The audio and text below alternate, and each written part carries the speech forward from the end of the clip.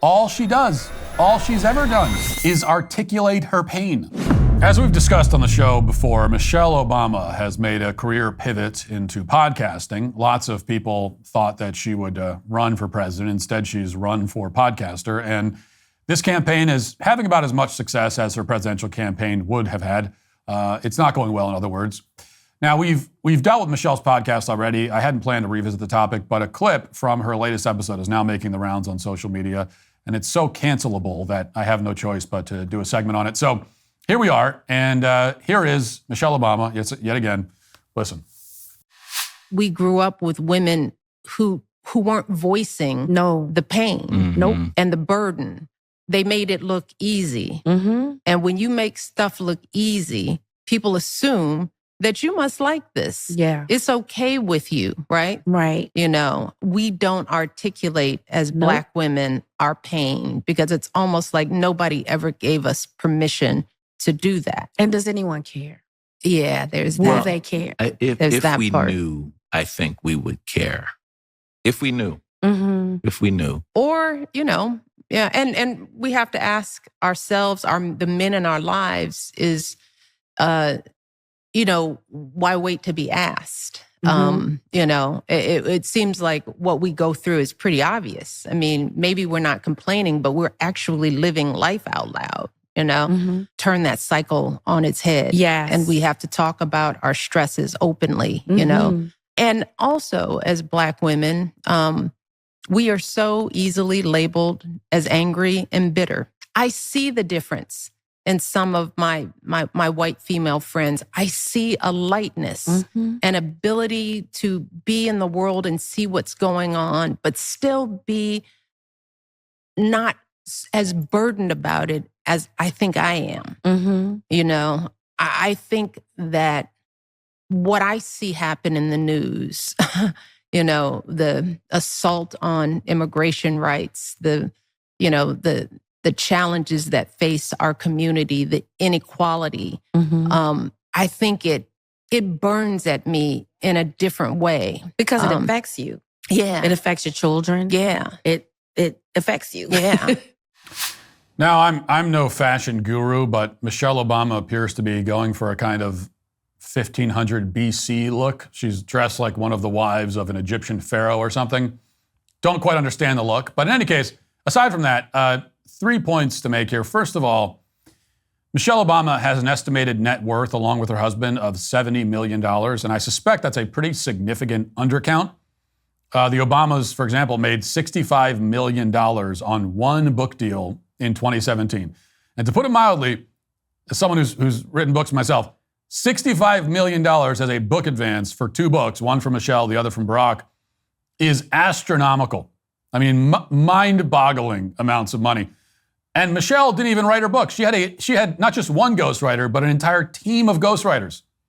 That's the kind of luxury and privilege that few people in the history of this country or the world have ever enjoyed. It's a luxury and privilege that none of her white female friends have enjoyed. I mean, Michelle Obama is almost certainly richer than almost all of her friends. She's more famous. She's more powerful. She's more influential. She's more beloved. She's more celebrated. She doesn't deserve to be any of those things, but she is. And yet, if you listen to her without context and you didn't know who she was, you would think, based on the way that she speaks and what she says, that she's like impoverished and oppressed. You would think that she works for a house cleaning service or something. She drives home from her 14-hour shift every day in her beat-up Honda to her 2-bedroom rancher, tries to feed her children Kraft macaroni and cheese for dinner, but the power's shut off because her account is delinquent. That's the kind of life you would imagine someone must live based on the way that she speaks. Have you ever come across someone saying that capitalism is evil or something similar, maybe in a video, online, on TV, or just talking with someone? What was your reaction if you did? When did capitalism become such a hot-button issue anyway? Well, it seems like people have such strong opinions about it and very little understanding of capitalism as a whole. Luckily, if you're looking to expand your knowledge and horizons on a broad range of topics, including subjects like capitalism, Hillsdale College is offering more than 40 free online courses. That's right, completely free. You can learn about the United States Constitution, explore stories from the Book of Genesis, discover the rise and fall of the Roman Republic, or even study the history of the ancient Christian church. I do recommend watching their new course, Understanding Capitalism. In just 7 lectures, you'll learn about the role of profit and loss, how human nature shapes our economy, and why capitalism depends on private property rights, the rule of law, and freedom. You'll also discover why capitalism actually encourages morality rather than undermining it, like today's varying political agendas would have you believe. Understanding economics and capitalism empowers individuals and societies to make informed decisions, evaluate policy impacts, anticipate market changes, and ultimately create more prosperous communities. Go right now to hillsdale.edu/Walsh to enroll in this course, Understanding Capitalism. There's no cost. It's easy to get started. That's hillsdale.edu/Walsh to enroll for free.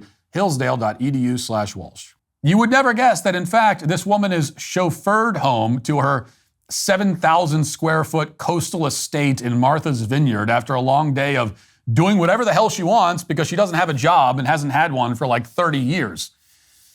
This is what a victim mentality does to you. It means that you can never be happy. You must always be a victim. You could be the richest person on earth.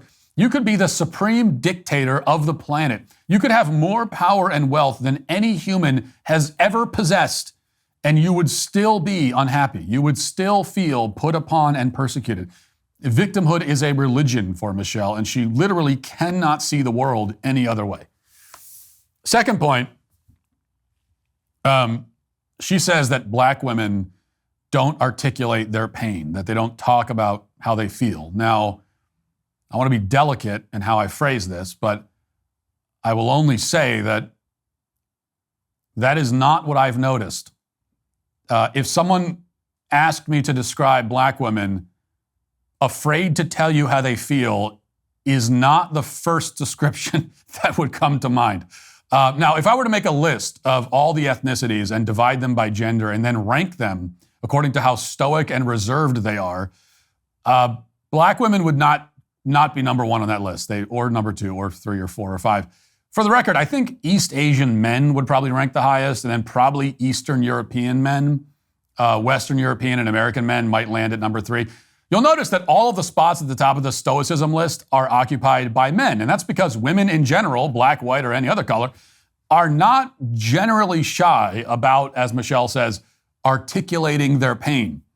And I say this with all due affection to women, but if a woman in your life is feeling sad or hurt, you'll know it. If a man in your life is literally dying, you might not know it. Michelle Obama is herself a perfect example of this.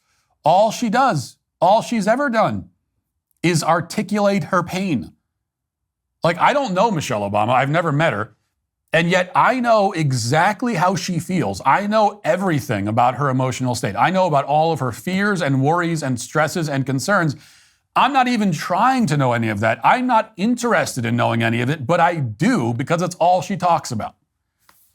Third, finally, whether you're a man or a woman, and no matter your race, I think that we would all do well to take Michelle Obama's advice to heart and then do exactly the opposite of what she's saying. She says that it's really important to articulate your pain and talk about your stress. Well, I think we should go exactly the other way. You should actually be talking about your stresses and pains a whole lot less than you likely already do. However often you talk about your stresses, you should ratchet it down by about 75%. Or let's say 95%. Contrary to Michelle Obama, talking about your pain and stress is generally an unhealthy, selfish practice. Now, for one thing, and you have to understand this, most people don't care. Okay, your stories of woe are boring to them. When you start droning on about it, they politely listen, but in their heads, they are just waiting for you to stop. Because everyone has their own problems that they're dealing with. They also have people very close to them in their lives who are not you, spouses, children, whose problems are also their problems, right? So they don't have the mental or emotional capacity to care that much about your issues. We all have a limited bandwidth, which is why most of the complaints we hear from most people just go in one ear and out the other.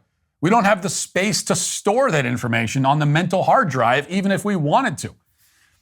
Now, a lot of people seem to find this fact very troubling. They just can't deal with the fact that 99.99999% of the people on the earth truly don't care about their problems at all. like at all.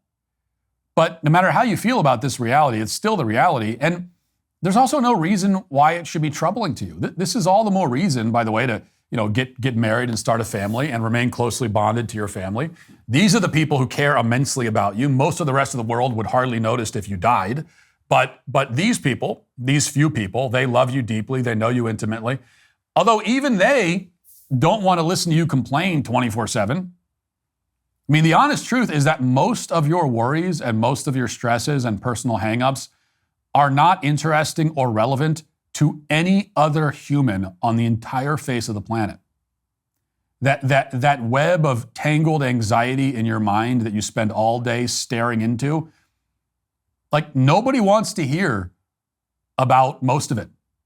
Certainly not constantly, certainly not on a daily basis. And that's why if you really want someone in your life who will sit and listen to you complain incessantly about every last little thing you're worried about and stressed about, you have to pay them to listen. Only your therapist will endure that kind of barrage of self-obsessed whining. And they only do it because you pay them to. And even they are annoyed by it and are probably making fun of you behind your back. So you can choose to find this fact isolating and depressing. You could choose to see it that way. I prefer to see it as liberating. The fact that most of your pains and stresses are boring and uninteresting to everybody around you, including and especially your family, is a good indication that most of your pains and stresses are just not that important. You can be free of them. Now you can whine to yourself and say, nobody cares about this problem I have. It's not fair. Nobody cares. Or you can stop and think, well, wait a minute. Maybe nobody cares because it's actually unimportant. Maybe nobody cares because there's not much to care about. Maybe nobody cares about the vast majority of my incessant complaints because my complaints are small and dumb and superficial. You could see it that way too. You could choose freedom. Freedom from your own petty narcissism. But that requires a certain amount of self-awareness that Michelle Obama simply is not capable of. And that is why she is today, again, canceled. If you'd like to see what else I have to say, you can access my full show by going to dailywire.com or by going to the Matt Walsh Show Twitter page. Hope to see you there. Godspeed.